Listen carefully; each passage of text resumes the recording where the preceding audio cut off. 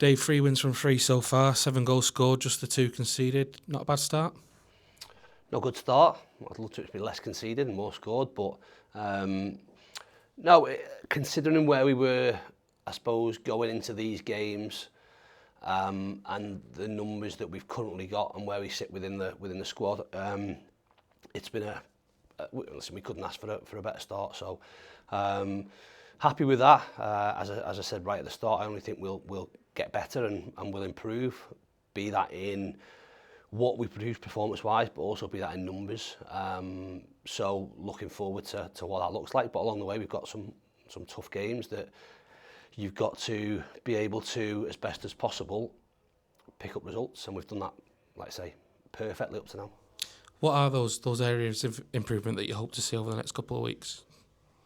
There's loads of in-possession stuff that I think we can get better at. If we're going to look at our build, then what we've got at the bottom of the pitch, if you like, in terms of defenders, there's different things that we have to go through with them.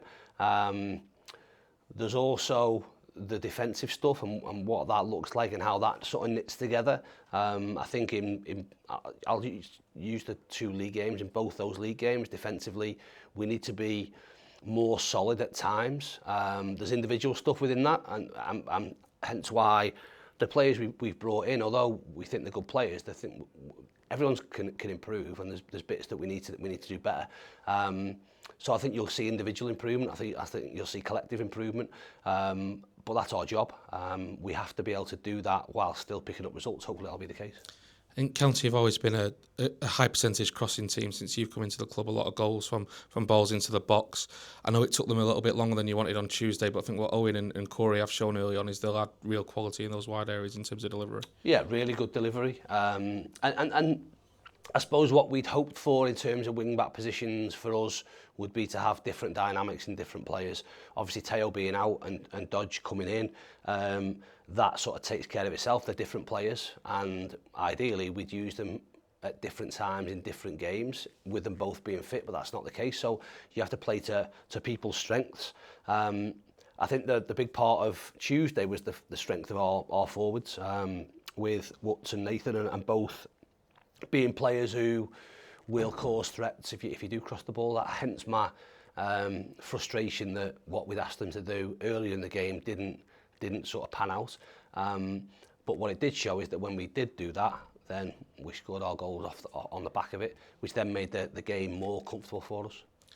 And I suppose on those two, when you look at Nathan's success at Walsall last season, a lot of that came from playing next to another big man in Jamil Matt. Do you envisage a similar partnership between him and Woods where they do start a lot of games together?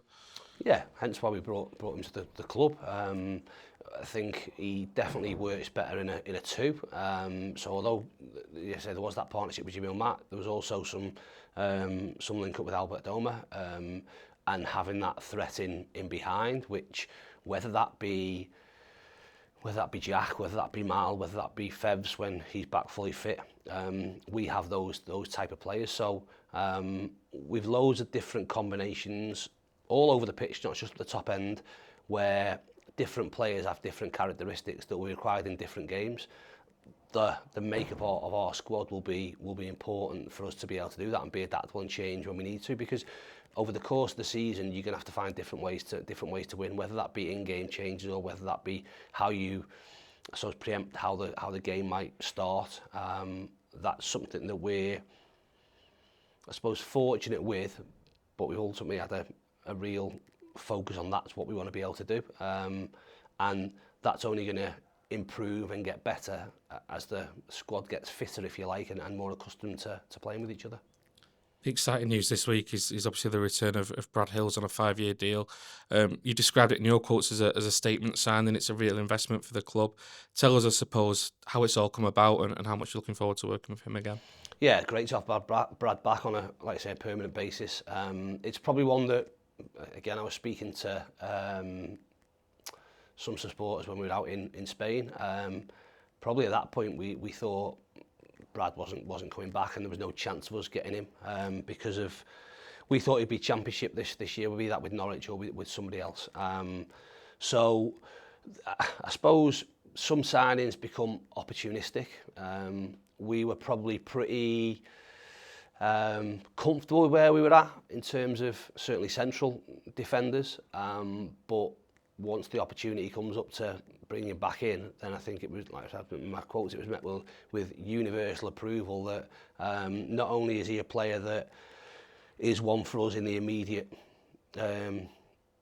future, he's one that we can improve, get better.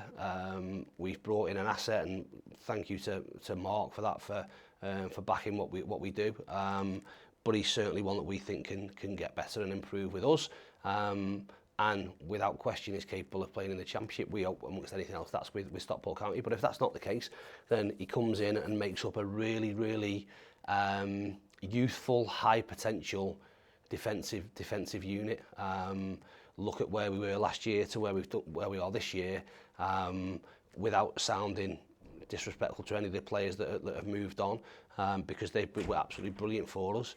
We've gone slightly different with what we've brought, and there might be some teething problems with some younger players, as is the case sometimes. But I think how they can develop and how they can improve with us is something that's really exciting. Will he be straight in on Saturday, available for Leyton Orient? Yeah, hopefully he'll train today. We have to look at what he's done. The natural thing when you're maybe not going to be involved at your parent club or the club you've been at is that your pre-season can be a little bit fragmented. We need to know what training he's done and what games he's played. Not that we're going to be short of games in the upcoming weeks with the Saturday, Tuesdays for the next 3 weeks certainly. So be great to have another body, one that we don't need to do a massive amount of work with in terms of how we play, because you saw some of that last year. So positives across the board. On the subject of availability, has everyone come through the last few games okay? Any fresh injury concerns? No, not fresh injuries, as you would expect with games, especially lads who went back to back, and only thankfully a couple had to play 90 minutes. We had planned that some would play 60, and that was, again, we were able to carry out that plan, if you like. We've got a couple of bumps and bruises. We hope it wouldn't affect what we have to do Saturday. But being sort of Thursday and yesterday being a day off for us, we'll see how people are tomorrow. We obviously travel down tomorrow, and if we have to make decisions, then we have to make decisions. But to have Fevs back, get some minutes on the pitch, to have Benno back in training today, to have other players that haven't been in and around us is a real positive. That's not saying that they're going to be involved at the weekend, but with a Tuesday game and then Saturday, Tuesday, there's opportunities for us to get them integrated and get them some minutes pretty soon, which hopefully then come the sort of international window, first week in September, we should have plenty of players back and a really, really competitive squad. Malik as well, having missed the last two, how's he doing? Yeah, he'll be back on the grass today. Again, a small issue, hence why he was on the bench against Wycombe, but the ideal for me was going to be to not use him, and that was the case. Tuesday was not worth the risk, as I said prior to the game. I wouldn't play anyone that we would have concerns about, which hopefully means then he's fine for the games that are coming up. We're aware with quite a lot that we need to get him up to speed, but we need to get him up to speed safely. The one thing, or the positive with Mal, is that in the first game he did play some minutes, and we still need to keep building him up. We'll get a chance to do that, like I say, with the games we've got coming up. On to Leyton Orient, obviously a repeat of last season's playoff semi-final, which I'm sure still stings. I know the media, I'm sure, will try and bill it as an opportunity for revenge, to get one back over them on them. I'm guessing you probably don't go down that line of thinking. No, it's a game, it's a team that I feel will be in the shake-up come the end of the season. That's not changed in what I've seen. They've made changes themselves, so I'm sure we'll take a little bit of time to get up to speed. I know Richie was critical of them in the first game at Huddersfield, but watching the Wigan game was back closer to what a Leyton Orient team looked like last season. So we know that going there is a tough game. We've got a decent record, but they'll know as well it's a tough game. I think there's a mutual respect between the teams, that we know that both teams last year were really competitive, and I would suggest we're going to be really competitive this year. So we know what threats they've got. They'll know that we've got threats. We need to go and perform. They've obviously lost the game. They'll be looking to back up a win at home that they had last weekend, and we're looking to back up an away performance to hopefully get another 3 points. We know we're going to have to, like I say, be at our best. But if we do that, then we know that we can go and compete with anyone in the division. Appreciate your time, Dave. Thank you. You're welcome. Cheers. Thank you.